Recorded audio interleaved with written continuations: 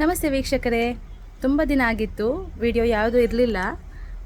ಹಾಗಾಗಿ ಇವತ್ತೊಂದು ತುಂಬ ವಿಶೇಷ ದಿನ, ವಿಶ್ವ ಧ್ಯಾನ ದಿನ ಅಂತ ಹೇಳಿ ಇವತ್ತು ಆಚರಿಸಲಿಕ್ಕೆ ಮೊದಲನೆಯ ವಿಶ್ವ ಧ್ಯಾನ ದಿನ ಡಿಸೆಂಬರ್ 21, 2024ರಲ್ಲಿ ಅಂಥೇಳಿ ನಮ್ಮ ದೇಶ ಘೋಷಿಸಿದೆ.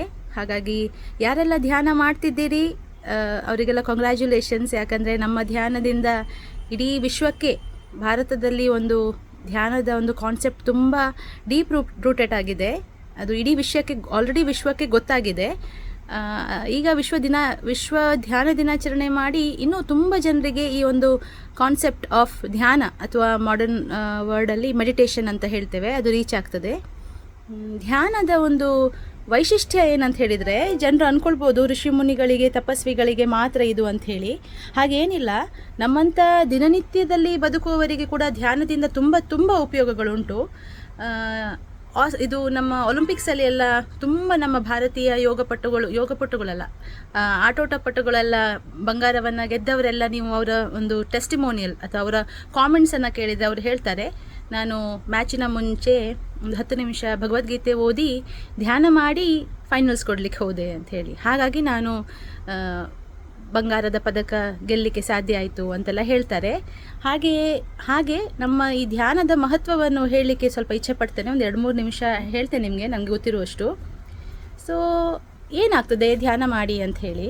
ಸ್ಟ್ರೆಸ್ ರಿಡಕ್ಷನ್ ಆಗ್ತದೆ, ವ್ಯಾಕುಲತೆ ಎಲ್ಲ ಕಮ್ಮಿ ಆಗ್ತದೆ, ಸೆಲ್ಫ್ ಅವೇರ್ನೆಸ್ ಆಗ್ತದೆ. ಸೆಲ್ಫ್ ಅವೇರ್ನೆಸ್ ಅಂದರೆ ನಮ್ಮ ಆತ್ಮಜ್ಞಾನ ನಮಗೆ ನಮ್ಮ ದೇಹದೊಳಗೆ ಸ್ವಲ್ಪ ಒಳಗೆ ನಾವು ಲುಕಿಂಗ್ ಇನ್ ಬಿನೀತ್ ಅಂಥೇಳಿ, ನಮ್ಮ ಒಳಗೆ ನೋಡಿ ನಮ್ಮ ಬದುಕಿನ ಒಂದು ದಿನನಿತ್ಯದ ನಾವು ಯಾಕೆ ಬದುಕ್ತಿದ್ದೇವೆ ಅನ್ನೋ ಒಂದು ಸ್ವಲ್ಪ ಆಲೋಚನೆಗೆ ಹೋಗಬೇಕಾಗ್ತದೆ. ಸರಿ ಇದೆಯಾ, ಸರಿ ಇಲ್ವಾ, ಉಸಿರಾಟದ ಮೇಲೆ ಗಮನ ಕೊಡಬೇಕಾಗ್ತದೆ. ಹಾಗೆ ನಮ್ಮ ಮೂಡ್ ಇಂಪ್ರೂವ್ ಆಗ್ತದೆ, ಫೋಕಸ್ ಬೆಟರ್ ಆಗ್ತದೆ, ನಮ್ಮ ಸಂಬಂಧಗಳು ಬೆಟರ್ ಆಗ್ತದೆ. ನಾವು ಅರಿಷಡ್ ವರ್ಗಗಳನ್ನು ಕಮ್ಮಿ ಮಾಡಿದ ತಕ್ಷಣ ನಮ್ಮ ಸಂಬಂಧಗಳು ಒಳ್ಳೆಯದಾಗ್ಲಿಕ್ಕೆ ಶುರು ಆಗ್ತದೆ. ಮತ್ತು ಒಂದು ಕಷ್ಟದ ಪರಿಸ್ಥಿತಿಯಲ್ಲಿ ನಮ್ಮ ರಿಯಾಕ್ಷನ್, ಒಂದು ತುಂಬ ಕಷ್ಟ ಬಂದಾಗ ಅದನ್ನು ಒಂದು ಹ್ಯಾಂಡಲ್ ಮಾಡುವ ರೀತಿ, ಅದಕ್ಕಿಂತ ಮುಂಚೆ ರಿಯಾಕ್ಟ್ ಮಾಡುವ ರೀತಿ ಬೆಟರ್ ಆಗ್ತದೆ ಅಂಥೇಳಿ ಸೈನ್ಸ್, ಎವಿಡೆನ್ಸ್ ಬೇಸ್ಡ್ ಮೆಡಿಸಿನ್ಸಲ್ಲಿ ಇದ್ರ ಬಗ್ಗೆ ತಿಳಿಸಿದ್ದಾರೆ. ಅಷ್ಟು ಅಲ್ಲದೆ ಒಂದು ಧ್ಯಾನದಿಂದ ಏನಾಗ್ತದೆ ಅಂತ ಹೇಳಿದರೆ, ಸ್ಪಿರಿಚುವಲ್ ಲೈಫಿಗೆ WHO ಏನು ಹೇಳ್ತದೆ, ಆರೋಗ್ಯ ಅಂದರೆ ಏನು, ಶಾರೀರಿಕ, ಮಾನಸಿಕ, ಸಾಮಾಜಿಕ, ಹಾಗೆ ಆಧ್ಯಾತ್ಮಿಕ ಆರೋಗ್ಯವನ್ನು ಕೂಡ ಆರೋಗ್ಯ ಅಂತ ಹೇಳಿ WHO ಗುರುತಿಸಿದೆ.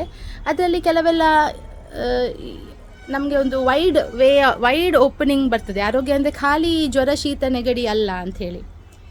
ಈ ಧ್ಯಾನದಿಂದ ಈ ಸೇರ್ಪಡೆಯಲ್ಲಿ ಎಷ್ಟು ಒಂದು ಉತ್ತಮ ಆಗಿದೆ ಅಂತ ಹೇಳಿದರೆ, ಇನ್ನು ನಾವು ಪೇಷಂಟ್ಸಿಗೆ ಡೈರೆಕ್ಟ್ ಆಲ್ರೆಡಿ ನಾವು ಹೇಳ್ತಾ ಇದ್ದೇವೆ ಧ್ಯಾನ ಮಾಡಿ ಅಂಥೇಳಿ. ವಿಶ್ವ ಧ್ಯಾನ ದಿನಾಚರಣೆಯಿಂದಾಗಿ ಇನ್ನೂ ಕೂಡ ವೈಡರ್ ಆಕ್ಸೆಪ್ಟೆನ್ಸ್ಗೋಸ್ಕರ ಈ ಒಂದು ದಿನಾಚರಣೆಯ ವೈಶಿಷ್ಟ್ಯ. ಸೊ ನಾನು ಹಾರ್ಮೋನ್ಸ್ ಬಗ್ಗೆ ಹೇಳ್ತೇನೆ. ಯಾವುದೆಲ್ಲ ಹಾರ್ಮೋನ್ಸ್, ಗುಡ್ ಹಾರ್ಮೋನ್ಸ್ ಧ್ಯಾನದಿಂದ ನಮಗೆ ಸಿಗ್ತದೆ. ಸೆರಿಟೋನಿನ್, melatonin, Gaba, oxytocin, endorphins, DHEA ಅನ್ನೋ ಒಂದು ಹಾರ್ಮೋನ್, ಗ್ರೋತ್ ಹಾರ್ಮೋನ್, ಇಂಥದ್ದು ಇವೆಲ್ಲ ತುಂಬ ಅವಶ್ಯಕ ಇರುವ ಒಂದು ಹಾರ್ಮೋನ್ ನಮ್ಮ ದೇಹದಲ್ಲಿ.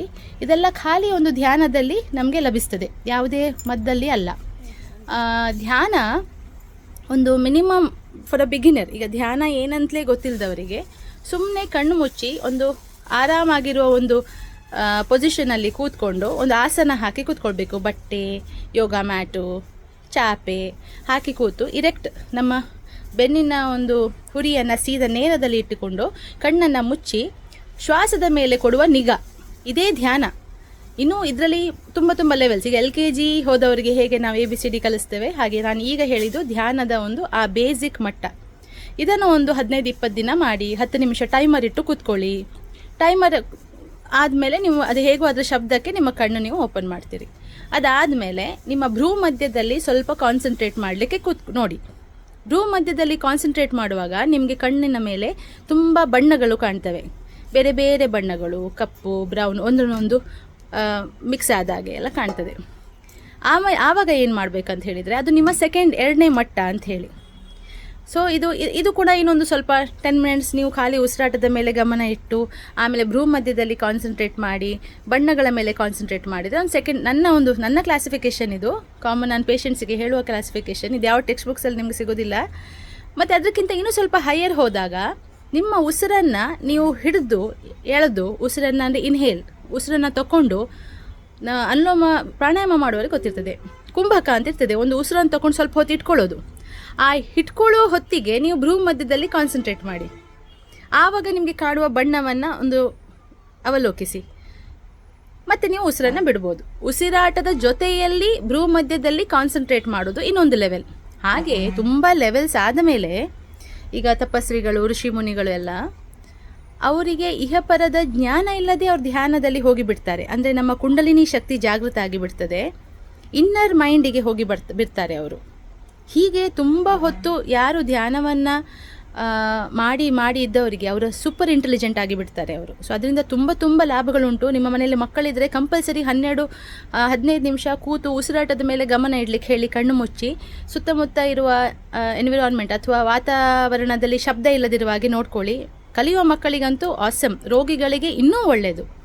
ಮನೋರೋಗ ಇದ್ದವರಿಗೆ ಮಾಡಲೇಬೇಕಾದದ್ದು. ಹೀಗೆ ನಾನು, ನೀವು, ವೈದ್ಯರು, ರೋಗಿಗಳು, ಮಕ್ಕಳು, ಹಿರಿಯರು ಯಾರೇ ಆಗಲಿ ಪ್ರತಿನಿತ್ಯ ಒಂದು 10 ನಿಮಿಷ ಬೆಳಿಗ್ಗೆ ಸಂಜೆ. ಇನ್ನೊಂದು ಹೊಸ ಪಾಯಿಂಟನ್ನು ಆ್ಯಡ್ ಮಾಡ್ತೇನೆ ನಾನು. ಸಬ್ ಕಾನ್ಷಿಯಸ್ ಮೈಂಡ್ ಅಲರ್ಟ್ ಆಗುವ ಟೈಮ್ಗಳಿರ್ತವೆ. ಇದು ಯಾವಾಗ ಅಂತ ಹೇಳಿದರೆ, ಬೆಳಿಗ್ಗೆ ಎದ್ದ ತಕ್ಷಣ ರಾತ್ರಿ ಮಲಗುವ ಮುಂಚೆ. ಆ ಹೊತ್ತಲ್ಲಿ ನೀವು ನಿಮ್ಮ ಮಲಗುವ ಚಾಪೆಯ ಮೇಲೆಯೇ ಕೂತು ಒಂದು 5-6 ನಿಮಿಷ ಉಸಿರಾಟದ ಮೇಲೆ ಗಮನ ಇಟ್ಟು ಭ್ರೂ ಮಧ್ಯ ಅಂದರೆ 2 ಐಬ್ರೋ ಮಧ್ಯೆ ಇರುವ ನಾವು ಬೊಟ್ಟಿಡುವ ಜಾಗಕ್ಕೆ ಒಳಗಿಂದ ಕಾನ್ಸಂಟ್ರೇಟ್ ಮಾಡಿ ಶ್ವಾಸ ಹೇಗೆ ತಗೊಳ್ಳೋದು, ಹೇಗೆ ಬಿಡೋದು, ಇಷ್ಟು ಯೋಚನೆ ಮಾಡಿದರೆ ಸಾಕು. ಬೇರೆ ಏನೂ ಯೋಚನೆ ಮಾಡದೆ, ಯೋಚನೆ ಇಲ್ಲದ ಒಂದು ಪರಿಸ್ಥಿತಿಯೇ ನಿಮ್ಮ ಧ್ಯಾನವನ್ನು ಪ್ರಮೋಷನಿಗೆ ನಿಮಗೆ ಕರ್ಕೊಂಡು ಹೋಗ್ತದೆ, ಬೇರೆ ಬೇರೆ ಲೆವೆಲ್ಸಿಗೆ ಕರ್ಕೊಂಡು ಹೋಗ್ತದೆ. ಸೊ ಈ ಒಂದು ಚಿಕ್ಕ ಒಂದು ಟಾಪಿಕ್ ಹೇಳಬೇಕಂತ ಅನಿಸಿತು. ಎಲ್ಲರೂ ಧ್ಯಾನ ಮಾಡಿ. ನಿಮ್ಮೆಲ್ಲರಿಗೂ ವಿಶ್ವ ಧ್ಯಾನ ದಿನಾಚರಣೆಯ ಶುಭಾಶಯಗಳು. ಭಾರತದಲ್ಲಿ ತುಂಬ ಇಂಥದ್ದು ಆಕಲ್ಟ್ ಸೈನ್ಸಸ್ ಇದೆ. ನಾವೆಲ್ಲ ತುಂಬ ಪುಣ್ಯವಂತರು. ಇದರಲ್ಲಿ ನಮಗೆ ಆಲ್ರೆಡಿ ಗೊತ್ತಿದೆ, ನಾವೀಗ ಜಗತ್ತಿಗೆ ಹೇಳಬೇಕಾಗಿದೆ. ಆದರೆ ಚಾರಿಟಿ ಬಿಗಿನ್ಸ್ ಫ್ರಮ್ ಹೋಮ್. ನಾವು ಫಸ್ಟ್ ಮನೆಯಲ್ಲಿ ನಮ್ಮ ಬದುಕಲ್ಲಿ ಇದನ್ನು ಅಳವಡಿಸಿ ಮತ್ತೆ ಇದನ್ನು ಇನ್ನೊಬ್ಬರಿಗೆ ಹೇಳಬೇಕಂತ ಇಚ್ಛೆ ಪಡ್ತೇನೆ. ಆಯಿತು, ನಮಸ್ಕಾರ.